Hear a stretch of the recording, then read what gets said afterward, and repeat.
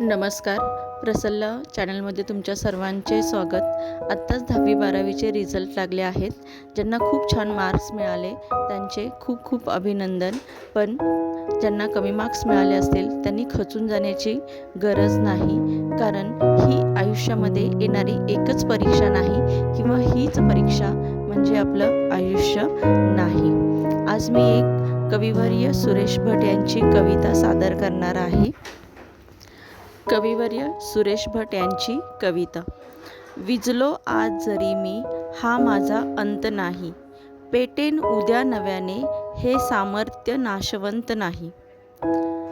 छाटले जरी पंख माझे, पुन्हा उडेन मी. अडवू शकेल मला अजून अशी भिंत नाही. माझी झोपडी जाळण्याचे केलेत कैक कावे.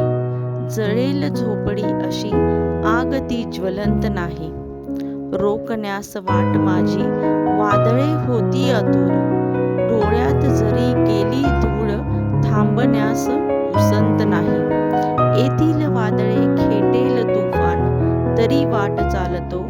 अडथळ्यांना भिवून अडखळणे, पावलांना पसंत नाही. पावलांना पसंत नाही.